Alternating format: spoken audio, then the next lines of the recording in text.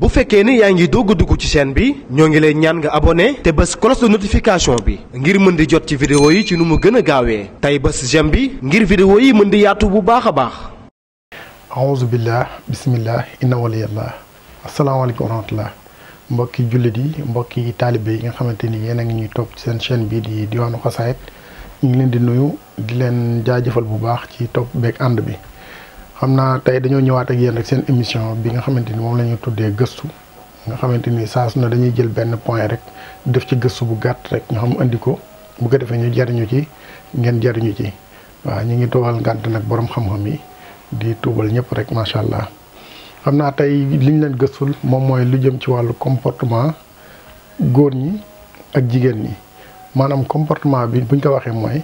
jigéen ñi nga xamante ni dañuy am melokaanu góor maanaam di wane ne di jéem a def ay gestes yoo xamante ni daanaka comme ay góor ak góor yi nga xamante ni moom góore wuñ tamit mais di jéem a def yoo xamante ni dañuy mel ni jigéen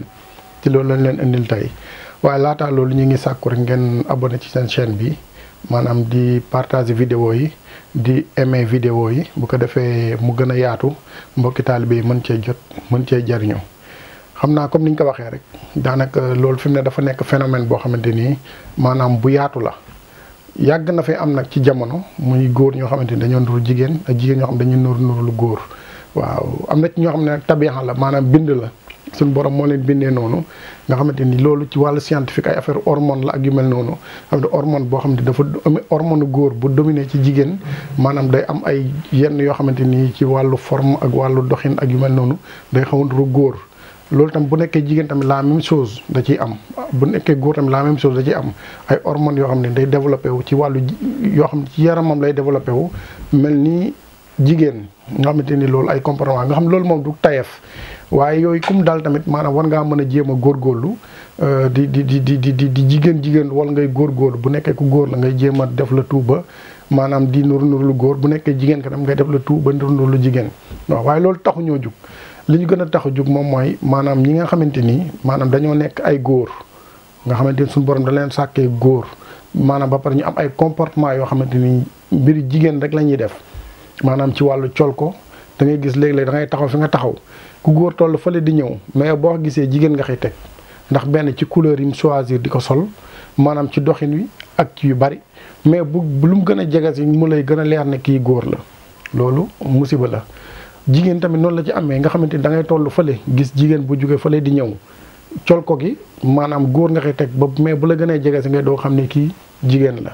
kon loolu luñ war a moytandiku la. xadis boo xamante ni Al-Buxaari moo ko soloo wax na suñ borom maanaam mi ngi rëbb bépp góor boo xamante ni mi ngi nuru lu jigéen ak bépp jigéen boo xamante ni mi ngi nuru lu góor kon li ci ëpp solo moom mooy nit ki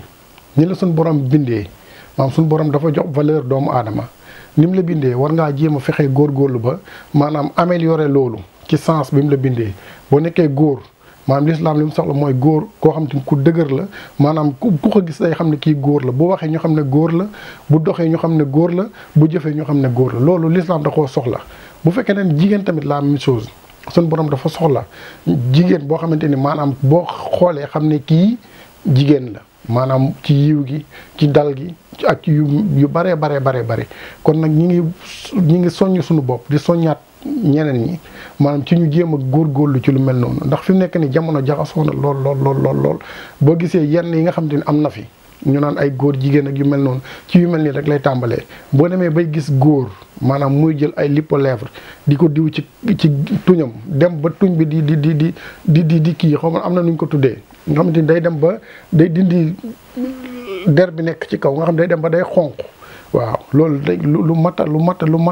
a moytu la rawatina ci góor kon ñu ngi soññaat suñu bopp di soññaat nit ñi maanaam ñu gën a góorgóorlu ci comportement yi ki nga xamante ni góor la na def la tout ba nuru góor ki nga xam ne jigéen la tam na def la tout ba nuru jigéen waaw loolu moo nekkoon soññee bi tey ndax Yonent bi sallallahu alayhi wasallam daa nekk loo xamante ni lu mu daan soññee la te suñu borom dafa tëkku ki nga xamante ni daa nekk góor di jigéenlu wala mu nekk jigéen di góorgóorlu ndax lislaam dafa jox cër